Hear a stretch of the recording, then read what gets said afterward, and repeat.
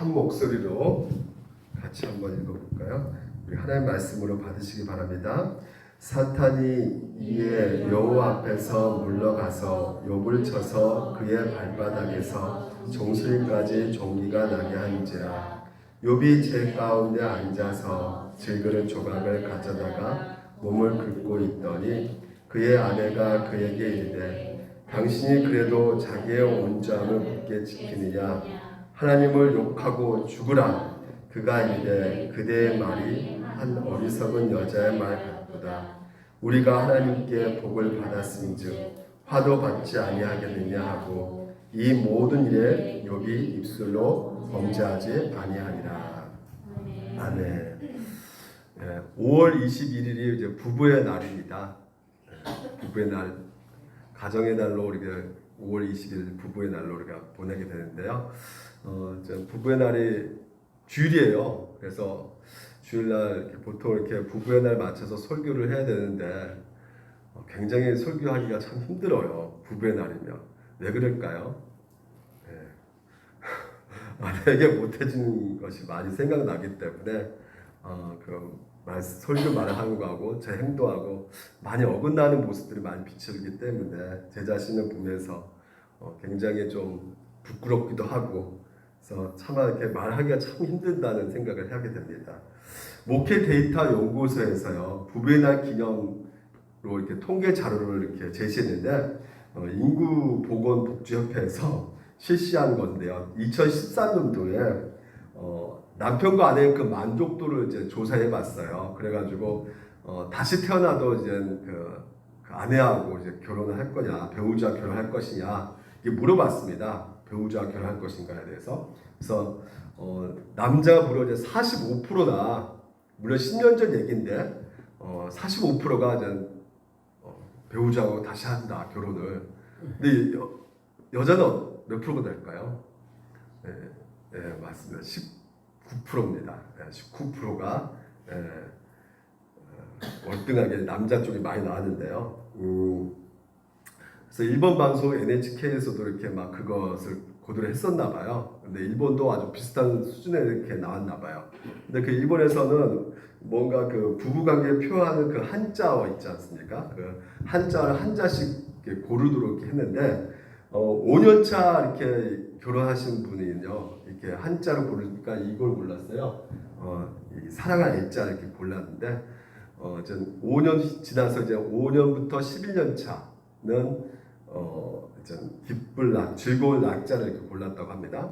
근데 이제는 11년 이후에는 무조건 다 인내 인자 이렇게 골랐다. 참을 인자죠. 참을 인자를 이렇게 골랐다고 합니다.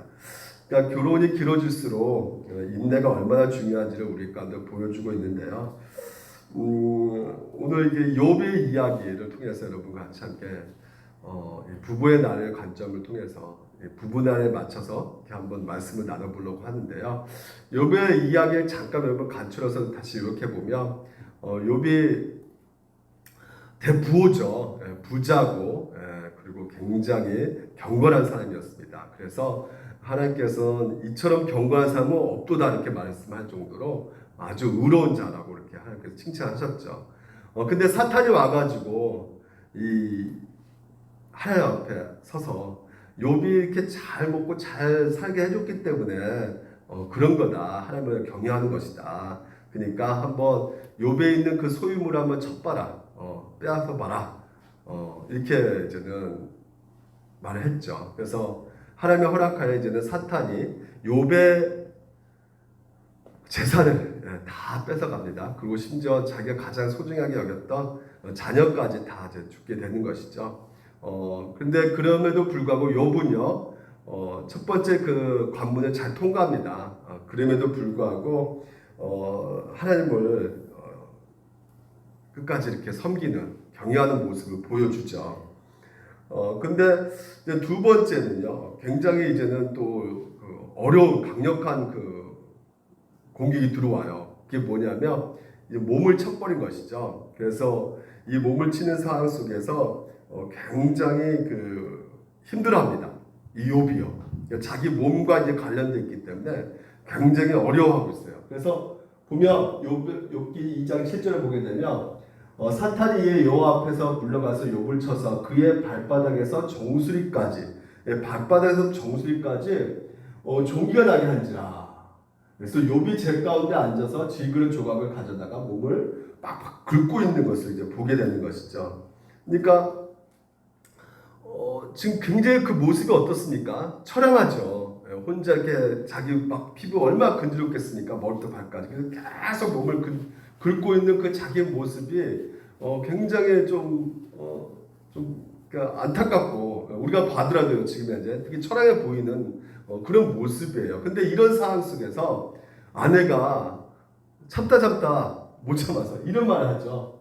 그의 아내가 그에게 이르되 당신은 그래도 자기의 온잠을 굳게 지키느냐 그러면서 하나님을 욕하고 죽으라 이 말을 욥의 아내가 합니다. 그래서 욥의 이 아내가 이 말을 했다고 해서 많은 사람들이 3대 악처다 이렇게 말을 해요.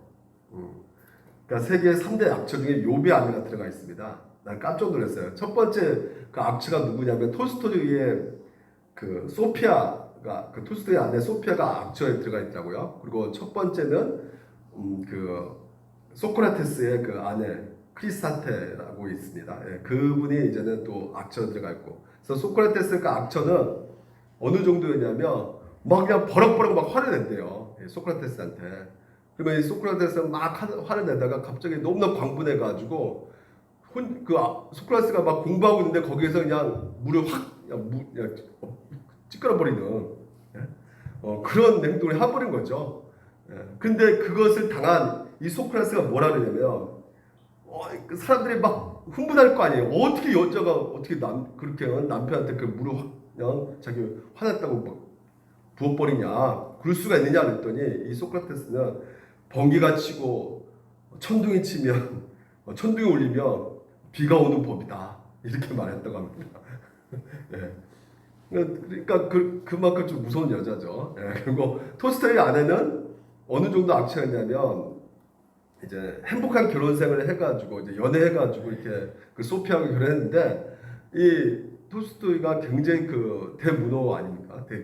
굉장히 글도 잘 쓰고 사회적에서 굉장히 그 좀 지위가 높았던 사람이었던 것 같아요. 그래가지고 사람들 굉장히 많이 따르는데 이 자기가 어떤 철학과 그 어떤 도덕적 영적인 부분에서 자기가 너무 금욕주의 생활을 추구했던 것이죠. 그래서 집안에 있는 것들을 이제 다 팔고 재산도 팔가지고 이 가난한 사람들, 어려운 사람들, 노동자들이 같이 집단 생활을 하는 것을 보고 이 소피아가 너무 못 참겠다는 것이죠. 그래서 아주 크게 싸워가지고 그냥 집을 그냥 가출하게 됩니다. 예. 그래가지고 이 톨스토이가 가출해가지고 이제는 그 82세 노세 나이에 여행 중에서 이제 객사했다는 그 썰이 있는데요.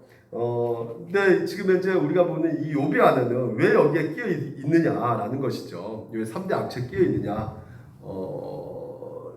우리가 보게 되면요, 욥기 1장 11절에 이렇게 말합니다. 이 사단이 이제 주의 손을 펴서 그의 모든 소유물을 치소서 그리하시면 틀림없이 주를 향하여 욕하지 않겠나이까 이렇게 사탄이 이렇게 말을 하죠. 그러니까 물론 욥은 욕하지 않았죠. 안 했습니다. 근데 욥의 부인이 지금 이제 뭐라고 말하고 있습니까? 욕하라래죠. 네, 욕하고 죽으라. 그러니까 이거 갖고 이제는 신학자들은요, 이 사탄의 협조자다. 이렇게 이제 생각을 했던 것이죠. 사탄에 협조해가지고 죽으라고 이제는 이거 사탄이 말한 것인데 이걸 그대로 지금 욥의 아내가 하고 있다. 사탄의 협조자다. 이렇게 많은 신학자들이 이렇게 생각을 했던 것이죠. 근데 그렇게 정말 욥의 아내가 그런 어떤 평가를 받을 만한 그런 비난을 받을 만한 그런 사람이었던가 딱 두 마디 했거든요. 욕하고 죽으라고 이렇게 말했거든요. 근데 이것을 이 구절만 생각해 보면 안 된다는 것이 우리 전체 성경 문맥을 우리가 살펴볼 필요가 있는 것이죠. 그래서 이 전체에서 의도하는 메시지를 우리가 좀 보면서 이 욥의 아내를 우리 다시 한번 좀 공정하게 평가하기를 원합니다. 그래서 여러분 같이 한 세 가지로 한번 살펴보게 되는데 욥의 아내는 진짜 악처였는가? 그리고 하나님 관점에서 욥의 아내는 어떻게 하나님께서 반응하고 계시는가에 대해서 우리가 한번 여러 가지 한번 추론해 보고요. 그리고 욥의 아내는 어디를 갔었을까 이런 것들도 한번 생각해 보자는 것이죠. 그래서 적용 부분에서 우리가 한번 살펴보겠는데 먼저 아시다시피 욥의 처한 상은 여러분 끔찍합니다. 열매 자식들은 모두 죽고요. 재산도 모두 잃게 되고요. 이제는 가장 심각한 것은 지금 현재 몸에 붙어있는 이 피부, 종기인 것이죠. 근데 이 종기가요, 우리가 생각하기에는 문둥뼈일 것이다 이렇게 생각을 하거든요.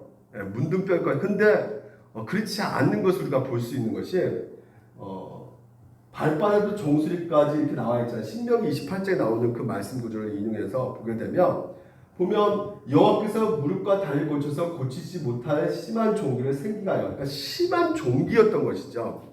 그러니까 문둥병이면 가족같이 생활을 할 수 있어요, 없어요? 격리됩니다. 코로나처럼 격리되는 것인데 이것은 지금 현재 보니까 그 신명기에서 보니까 이게 심각한 어떤 종기, 피부병인 것을 우리가 알 수가 있습니다. 그래서 근데 이 피부병이요 보통 엄청난 그 고통을 주는 피부병이었던 거예요. 우리가 욥기의 7장 5절 보니까 내 살은 구더기와 흙덩이같이 의복처럼 입혀졌고 내 피부는 굳어졌다가 터지는구나. 그러니까 아주 그냥 딱딱해지면서 터져버리는 고름이 터져버리는 이런 피부병인 것이죠. 그리고 19장에도 이렇게 말합니다. 내 피부와 살이 뼈에 붙었고 남은 것은 겨우 잇몸뿐이로구나. 그러니까 그만큼 지금 현재 겪고 있는 이 피부병이 자기 살을 쪽쪽 빼게 만드는 아주 무서운 피부병인 것을 우리가 볼 수가 있는 것입니다. 그러니까 아주 이 고통과 통증이 이게 말로 다 못하는 아주 처참한 상황 가운데 있는 것입니다. 그리고 더 놀라운 것은 지금 욥이 어떻게 표현하고 있냐면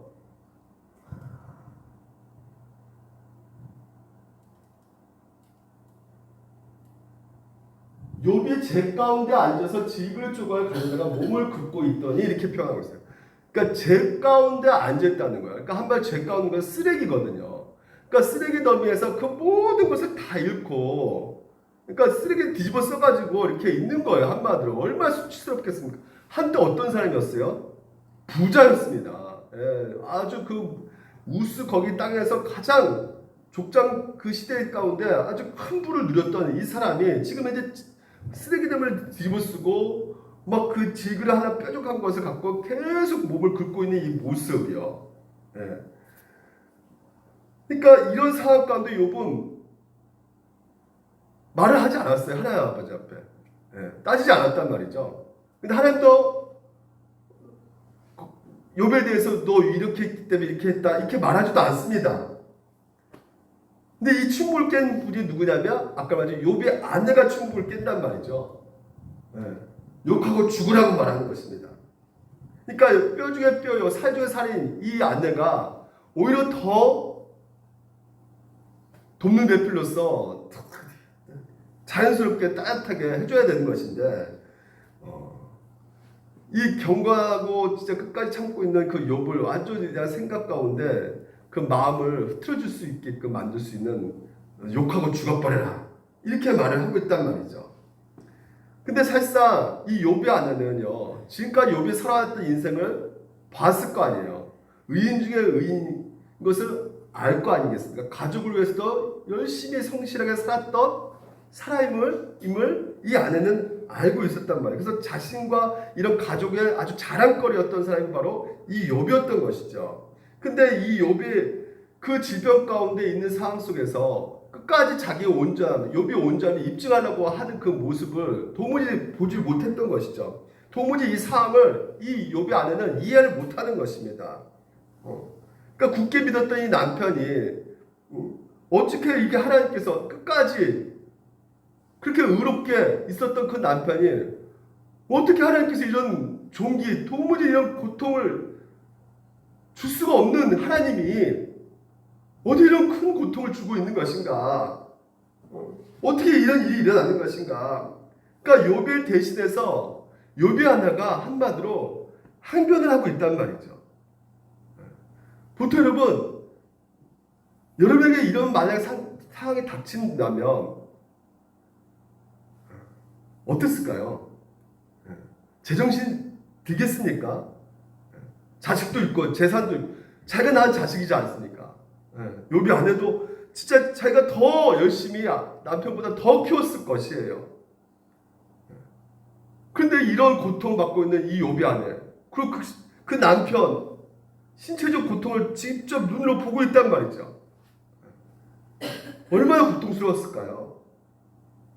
그러니까 이 모든 고난과 이 고통을 도무지 참을 수 없었던 것이에요. 그만큼 욥을 사랑했고 그만큼 욥을 인정하고 있는 것을 우리가 볼 수 있다는 것이에요. 그러니까 이 상황에서 내뱉은 이 충격적이고 좀 격한 이 대사는요, 어찌 보면 이 남편과 동일한 고통을 느끼면서 남편을 이해하고 공감하면서 남편이 하고 싶은 말을 대신하는,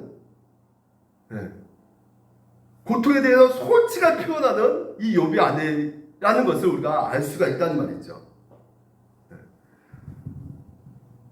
그래도 여러분이 그래도 어떻게 하나님 욕하냐? 이거 너무나 이거 하나님 모독하는 행동이다 이거 진짜 이거는 진짜 이렇게 생각할 수 있겠지만 여러분 C.S. 루이스 아시죠? 이 C.S. 루이스가 나니아 연대기 작가입니다. 아주 영국에서 최고의 그 신학자예요. 이분이 59에 결혼합니다. 늦게 결혼해요. 59에. 너무나 사랑하는 여자하고 결혼을 하게 돼요. 늦게 만나가지고. 근데 세상에 만난 지 2년 만에 암에 걸려요. 이 여자가. 근데 이 여자가 한번 결혼한 여자였어요. 그럼에도 불구하고 그게 큰 잘못은 아니지만요. 그만큼 너무나 그 사랑을 한 상황 속에서 이 암에 걸리는 그 충격을 받고 이게 골수암에 걸리거든요. 이 여자분이. 아내가요. 그래서 너무나 충격적인, 그러니까 어느 정도 이분이 이 사랑했냐면요. 이렇게 말합니다. 좋은 아내는 한꺼번에 여러 사람 역할을 한다. 이게 자기 아내를 말하는 거죠. 내게 어떤 사람인들 되지 못했으냐. 그녀는 나의 딸이고 나의 어머니였으며 나의 학생이자 선생이었고 나의 신하이자 군주였다. 누가요? 사랑하는 아내가. 이렇게 표현하고 있단 말이죠. 얼마나 사랑합니까? 그러니까 그리고 언제나 이러한 모든 것들에 녹아있는 내 믿음직한 동지여 벗이며 한 배를 탄 선원이자 전우였다. 근데 이런 아내가 결혼한 지 거의 2년도 안 됐어요. 이런 암에 걸리는 상황 가운데 있는 것을 볼 때 이제는 도무지 이제 이해가 안 거죠. 이해 안 된 것이죠. 하나님 앞에 이제 따지게 된 겁니다. 그때 이 C.S. 루이스가 뭐라 말하냐면 하나님을 보고 좀 우주적 변태 송업자 이렇게 표현해요. 변태 송업자. 아니 변태 같은 짓을 한다 이거죠. 말도 안 되는 짓을 한다 이거죠. 하나님께서. 이분이 이 책에서 그렇게 말을 해요. 헤아려본 슬픔에 이 책을 쓴 이 C.S. 루이스가 이 책에서. 그러니까 이 새 친구, 여러분 새 친구가 욥에게 유료가 되었을까요? 오히려 새 친구들은 야, 네가 뭔가 잘못했기 때문에 하나님이 이렇게 너한테 이렇게 벌을 내리신 거야. 너 뭘 했니? 너 뭘 실수했니? 너 뭐가 문제였어? 빨리 고백해. 회개해. 누가 보더라도 틀린 말 아니었거든요. 근데 당사자에게는 그것이 위로가 되지 못한 거예요. 오히려 이 욥의 아내가 말이에요. 욥이 할 수 없는 그 말을 대신해주고 있는 것입니다. C.S. 루이스처럼. 우주적 변태 소용자 진짜. 짜증나 진짜. 어떻게 내 남편 뭐가 잘못했길래 왜 이렇게 하십니까?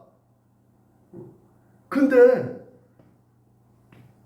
이 욕하고 죽으라는 이 말이요. 우리 그래도 이건 너무한 거 아니냐 이렇게 생각할 수 있겠지만요. 실제로 70년에서는요. 이 욥기 이 본문을 번역할 때 이렇게 번역하고 있습니다.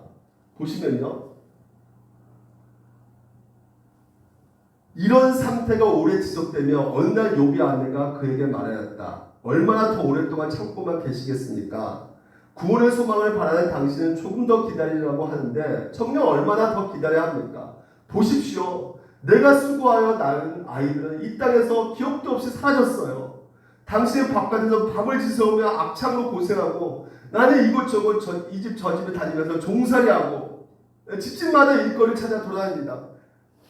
근데 고생하고 돈이 없으니까 먹고 살아야 되잖아요. 하루 종일 하면서도 언제나 해가 떨어져서 이러한 수고해서 벗어나 쉬려다 기다립니다. 이젠 더는 견딜 수 없으니 당신도 하나님께 무슨 말이나 하고 차라리 죽어버립시다. 이게 2장 9절 70년 성경에 번역되고 있는 것이에요. 그러니까 욥의 간호를 안 하는 것이 아니라 지금 이제 욥의 간호를 하고 있는 것을 보게 되는 것이고요. 그리고 또한 그 하나님의 거룩 이거 하고 우리가 봤지만요. 지금 이제 보지만 하나님의 거룩하시며 부정하고 모독하기 위해서 일부러 이렇게 말한 것은 뉘앙스가 전혀 아니잖아요. 그렇죠? 예. 그렇잖아요, 지금. 예. 그러니까 남편이 너무나 고통스러우니까 거기서 벗어나고 싶은 그런 마음 가운데 지금 현재 말을 하고 있는 것이란 말이죠. 하나님 욕하고 죽어라. 그러니까 여기서 욕하다 이 말이요 바라크거든요. 그러니까 이 바라크가 찬양하다는 말도 쓰이고 있거든요. 그러니까 찬양하다는 말, 그러니까 하나님에 대해서 모독하기 위해서 일부러 쓰는 말은 전혀 아니고 지금 현재 있는 그 오히려 더 이거 하나님 앞에 또 이렇게 모독하는 말이 될 수 있겠다는 것을 좀 더 애쓰면서 지금 현재 이 표현을 쓰고 있는 것을 우리가 볼 수가 있단 말이에요. 그러니까 왜 내 남편이 이렇게 고통을 당하는지, 왜 이렇게 우리는 이런 고생을 하고 있는지, 그 슬픔에 잠긴 상황 속에서 오히려 이 지금 현재 욥에 대해서 공감해주고 같이 울어주고 아픔을 감싸주는 그녀만의 위로법이 바로 이 대사였단 말이죠.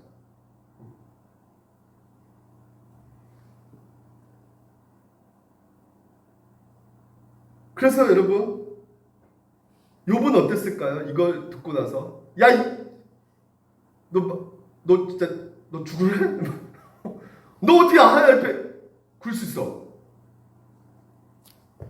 근데 욥은요, 이 아내의 말에 어느 정도 이 10절의 말씀을 보게 되면 좀 위로를 받지 않았을까 하는 생각이 들어요. 왜냐하면 전혀 화를 내고 있지 않거든요. 보십시오. 그가 이르되 그대의 말이 어리석은 여자의 말 같도다. 제 뉘앙스가 좀 그렇게 부드럽게 말해서 그렇게 들리십니까? 네. 우리가 하나님께 복을 받았은즉 화도 받지 아니하겠느냐 하고 이 모든 일에 욥이 입술로 범죄하지 아니하니라. 그러니까 이렇게 말한 거죠. 욥이. 야, 너 어쩌면 그렇게 좀 미련한 여인처럼 이렇게 말을 하느냐. 우리가 받은 게 얼마나 많은데 나쁜 것을 주신다 할지라도 하나님께서는 우리는 그 하나님이시니까 우리는 거절할 수 없다. 그러니까 이런 것이죠. 좋게 다르게 말하고 있는 것을 우리가 볼 수 있다는 것이에요. 그래서 어떤 프랑스 작가는요, 신학자는 이 대목을요, 부부의 그 아름다운 사랑 이야기 이렇게 표현할 정도로 그 짧은 대사가요, 굉장히 그 사람들의 심금을 울리는 사랑의 이야기라는 거예요. 그래서 어떤 신학자는 이렇게 표현합니다.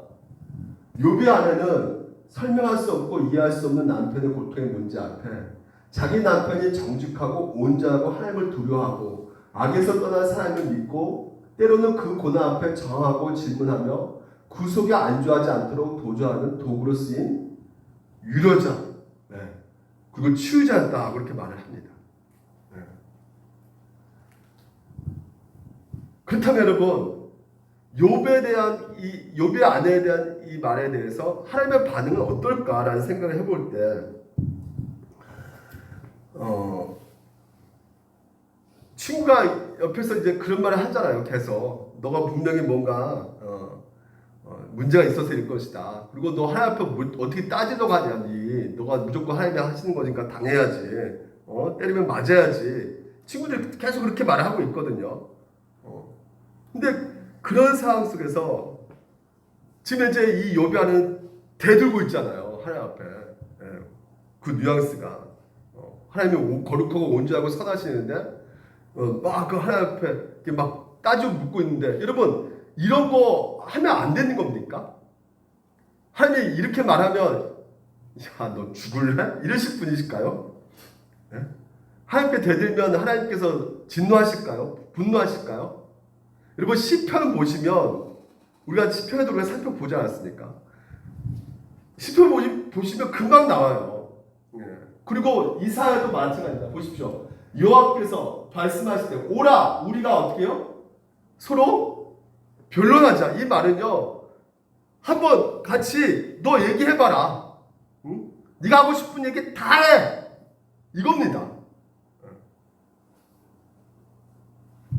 하박국도 말합니다. 여호와 내가 부르짖어도 주께서 듣지 아니하시니 어느 때까지입니까? 진짜 속상하게 진짜 막 따져 묻는 거야 지금. 예? 여러분 오늘 우리가 이런 고난과 힘든 이 모든 상황 속에 우리의 마음에 처해 있는 그 상태를 하나님께서 아실까요? 모르실까요? 아신단 말이에요. 우리 속을 다 알고 계신단 말이죠. 우리 아픔을 아시고 우리 고통을 아신단 말이에요. 왜요? 그 하나님이신 아들 예수 그리스도께서 이 땅에서 육신의 몸으로 오셨단 말이죠. 그래서 우리 아픔과 감정 이런 모든 고통을 다 그분께서 경험하셨단 말이에요. 그래서 예수님께서도 우신단 말이죠. 오히려 누가 악합니까? 그 친구들이 그렇지 않습니까? 그 친구들이 정말 너무나 비정상적으로 행동하잖아요. 욥이 그렇게 아프고 고통받고 있으면 공감해주고 같이 아파주고 울어줘야 되는 그 상황 속에서 계속해서 정죄하는 그 모습 가운데 우리는 여러 가지 생각해 볼 수 있는 것이, 과연 이 재판석에서 욥은 과연 하나님을 세울 수가 있을까? 그러니까 다시 말해서 피고석에 하나님을 세워가지고 지금 왜 이런 인간이 고통을 당해야 됩니까? 하나님을 묻는 거죠. 근데 그 친구들은 뭐라 말하냐면, 하나님이니까 어떻게 그럴 수가 있어?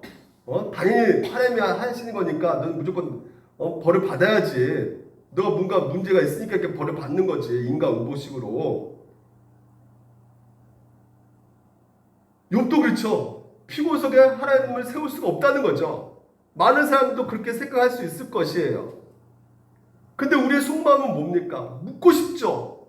진짜 따지고 싶죠. 예? 왜 이런 일이 벌어집니까? 왜 나에게 이런 고난이 옵니까? 왜 나에 이런 고통이 옵니까? 왜 이렇게 몸이 아픕니까? 묻고 싶잖아요. 그 마음이 잘못된 거 아니잖아요. 하나님은 아신단 말이에요. 더 정확하게 우리가 이렇게 욕하고 죽어버려야 이 말 뉘앙스 가운데 그 저주의 이 표현이 우리에게 정확하게 보여준 한 사람이 있어요. 베드로입니다.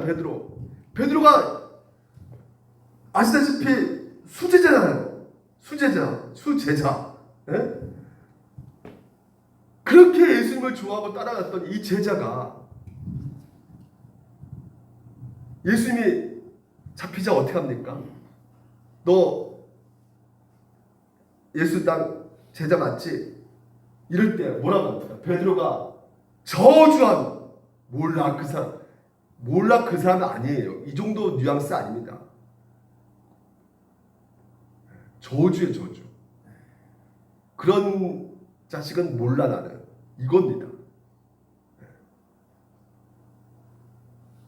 그런데 이런 베드로를 하나님께서 어떻게 하십니까? 부활하셔가지고 직접 찾아오시죠.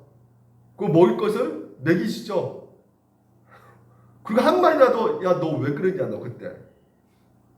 너 나한테 그렇게 막말했냐? 어떻게 너 저주까지 했냐 너. 나 너 쳐다보고 있었는데. 너 너무한 거 아니냐? 머리 박어. 이런 것도 안 하셨단 말이에요. 한마디도 안 하셨어요. 오히려 뭡니까? 너 날 사랑하니? 그러면 난 너 사랑해. 이겁니다. 네가 나한테 3번 부인해도 난 너를 사랑한다는 표현이었어요. 예수님께서는요. 마찬가지입니다. 이 지금 욥의 아내도 하나님께서 찾아가셨을까요? 안 찾았을까요?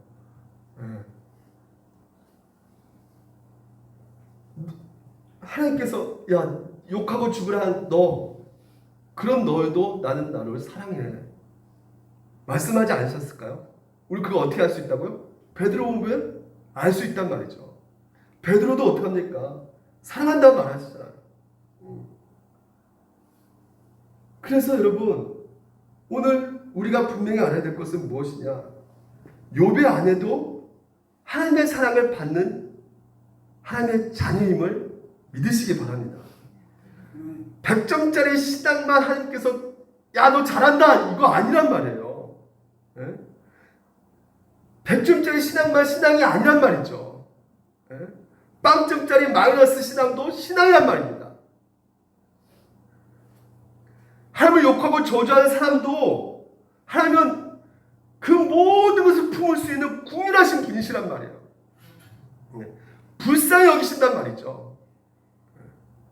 그래서 오늘 여러분 욥의 아내를 우리가 정확하게 다시 한번 평가하셔야 되는 것이에요. 욥의 아내는 하나님의 사랑을 받는 자녀예요. 하나님의 딸이었어요. 그럼 마지막으로 욥의 아내는 어디로 갔을까? 어디로 갔을까요? 자, 우리가 한번 셜록 홈즈가 돼가지고 찾아봅시다. 욥의 아내가 어디를 갔을까? 물론 욥의 아내가 떠났다는 내용은 없습니다. 2절에 그렇게 아까 욥기 2장에서 그렇게 말하고 떠났다는 말이 없어요. 그리고 어디서 나오냐면 19절 17절에 나옵니다. 내 아내도 내 숨결을 싫어하며 내 허리의 자식들도 나를 가련하게 여기는구나. 여기서 공동 면역을 보게 되면요. 이 영어 성경에 공동 면역이 좀 잘 나와 있어요. 우리 내 숨결 싫어한다 해가지고 아우 그냥 꼴 보기도 싫어하는가 보다 이렇게 생각하지만 그게 아닙니다. 아내마저 나의 입김을 싫어하고 이렇게 나와 있어요. 그러니까 입김을 싫어했다는 것은 결국은 욥의 옆에 누가 있었다는 것이에요. 아내가 있었다는 거예요. 그러니까 아내가 옆에서 뭐 소리 듣겠죠, 막 진짜 죽었을까 살았을까 막.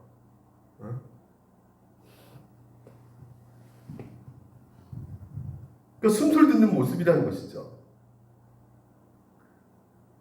그러니까 여러분 그 하나님이 이 욥의 아내에 대해서 결코 진노하지 않으셨다는 걸 이미 아시잖아요. 그렇죠?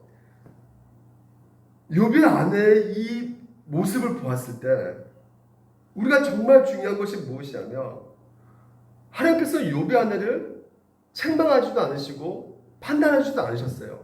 오히려 정죄하고 판단했다는 하나님은 누구냐면 바로 욥의 친구들이었습니다. 욥의 친구들은 어떻게 보았다고요? 욥을요? 그렇죠. 아주 그 틀 안에 꽉 갇혀가지고 너가 그렇게 했기 때문에 너가 이런 꼴을 당한 거야. 그러니까 하나님은 어떻게 보는 것입니까? 아주 좁게 왜곡시켜서 본단 말이죠. 그러니까 욥기의 주제는 하나님의 한마디로 쉽게 말하면 자유입니다. 우리 하나님은 왜 이런 고난을 주신지 우리는 알 수가 없어요. 하지만 분명히 알 수 있는 건 뭡니까? 그 고난을 통해서 하나님과 더 가까이 나아가게 했단 말이에요. 그거 욥이 알았단 말이죠. 눈으로 보지, 귀로만 들었는데 이제 눈으로 본다는 거예요.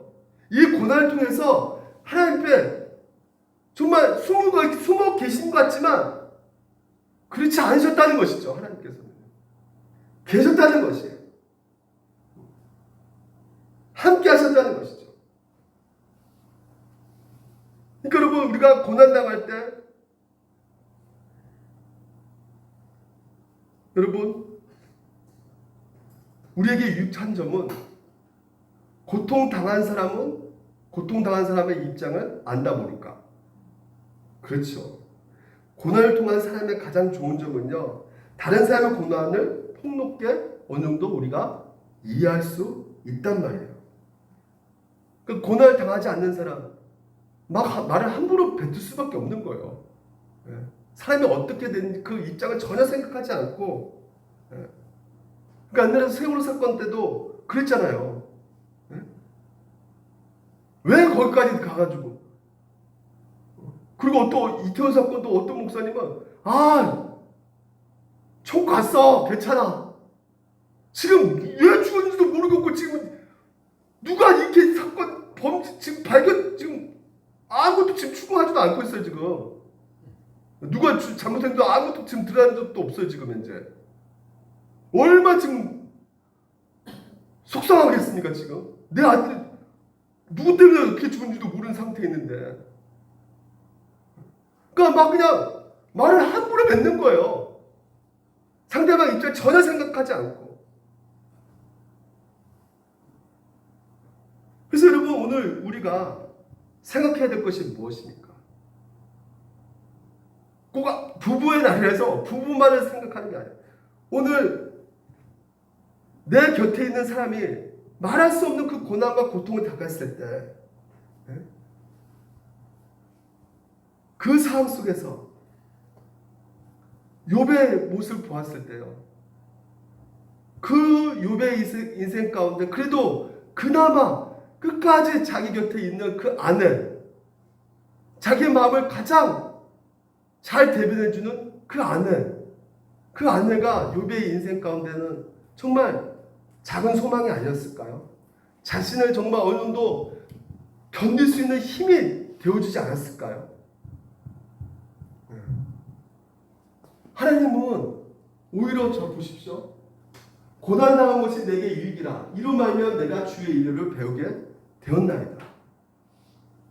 그 고난을 통해서 또 아내가 같이 함께 그 고난받는 그 현장 속에서 같이 있는 것을 통해서 더 많이 느끼겠죠.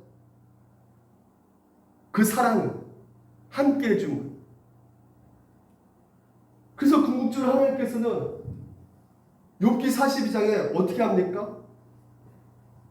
욥이 뭐 재혼해가지고 지금 이제 아들을 13년 아들 7과 딸 3을 도웠으면 더 많이 준 얘기는 없어요. 그러니까 누구 얘기일까요? 지금 이제 하나님께서 자녀 축복까지도 욥의 아내를 통해서 허락하고 계심을 우리가 볼 수가 있단 말이에요. 더해졌다는 것이에요. 딸 셋이 더해지고 아들 7이 더해졌다는 것입니다. 그러니까 욥의 아내가요, 궁극적으로 그 고난 속에서 욥의 인생 가운데 소망이었고 희망이었음을 우리가 볼 수가 있는 것이죠. 욥의 아내가 없으면 아들을 어떻게 볼 수가 있어요? 그렇지 않습니까? 딸을 어떻게 볼 수가 있습니까?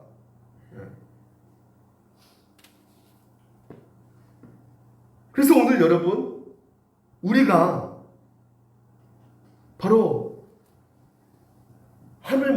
하나님의 마음을 정말 모르고 여러 가지 우리가 힘든 그 상황 속에서 원망도 나오고 때로는 불평하고 힘든 그 모든 역경 속에서 욥의 아내처럼 곁에서 정말 소망과 희망이 되시기를 정말 주님으로 축원드립니다.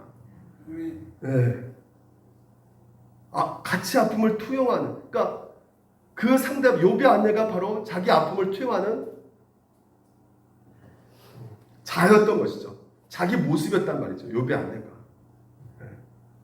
그래서 끝끝내 하나님께서는 그 아내를 통해서 또한 예비해 놓으신 그 축복을 받게끔 하시고, 그래서 오늘 여러분 우리가 이 부부만이 아니라 오늘 김종 씨가 또 이렇게 옆에 우리 9번 9번 우리 청년이에요. 37 청년인데 아주 너무나 멋있습니다. 남자답고. 하여튼 이렇게 모시고 왔어요. 같이 이렇게, 그러니까 이렇게 소망을 줄 수 있는, 곁에 같이 함께 이끌어 줄 수 있는. 그래서 여러분 부부의 날에 맥킨스 교수님이 계세요. 이분이 그 22년간 근무하다가 이제 사임을 하게 되는데, 이 사임하는 이유가 아내가 알츠하이머병에 걸린 거예요. 그래서 계속 이 지적 능력이 떨어지니까 아내가 그 아내를 돌보는 일을 계속 하다가 이제는 그 자기가 출근하게 되면 이제 아내를 더 이렇게 세심하게 보이기 힘들지 않습니까? 그래서 또 아내가 또 자기도 너무 불안하고 남편이 없으면 공포스럽고 막 그래서 안 되겠다. 그래서 자기 그 모든 직장을 내놓고 풀타임으로 이제 아내를 섬기려고 결심하게 됩니다. 근데 이분이요, 이 교수님이 총장님이죠. 이 총장님이 자기 옛날 결혼 서약을 생각을 했다는 것이에요. 그러니까 아플 때나 건강할 때나 죽음이 우리를 갈라놓을 때까지 돌보겠다는 그 서약을 끝까지 지키기로 했다는 것이죠. 그래서 이분의 편지의 내용을 잠깐 보게 되면 볼까요? 아내는 지금까지 나를 온전히 희생적으로 돌봐주었습니다. 내가 앞으로 40년간 아내를 돌본다 하더라도 나는 여전히 그 빛을 갖지 못할 것입니다. 그러나 의무라는 것은 냉혹하고 가차없는 것이기도 하지요. 하지만 의무 때문만은 아니라는 것이요. 나는 아내를 사랑합니다. 아내는 내게 기쁨을 주는 사람입니다. 아내는 어린아이같이 나를 의지하고 따르며 따뜻하고 간혹 내가 그토록 좋아하던 재치를 발휘하기도 하고 뜻대로 되지 않는 비참한 상황에서도 늘 쾌활하고 잘 이겨냅니다. 나는 아내를 돌봐야만 하는 것이 아니라 내게도 돌볼 기회가 생긴 것입니다. 이토록 아름다운 사람을 돌본다는 것은 뭐라 그래요? 큰 영광이라고 말합니다. 그러니까 지금 알츠하이머병에 걸린 이 아내를 자기가 돌볼 기회가 더 확실하게 생겼다고 그러고, 그리고 이토록 아름다운 사람을 돌본다는 것이 가장 큰 영광이다. 굉장히 제가 이거 말씀을 준비하면서 좀 울컥울컥했어요. 우리가 결혼 서약 하잖아요. 그렇죠? 그리고 결혼 서약할 때 사랑하십니까? 물어보잖아요. 사랑합니까? 근데 그 사랑할 때가 그 순간 사랑을 말하는 것일까요? 물어보자. 사랑하십니까? 신부 누구를 사랑합니까? 물어볼 때 여러분 그때는 그 순간 누가 다 사랑할 겁니다. 여러분 그렇잖아요. 사랑합니까? 물어보는 그 사랑은 아마 오랜 시간 지남에도 정말 그 사람을 사랑할 수 있습니까? 물어보는 거란 말이죠.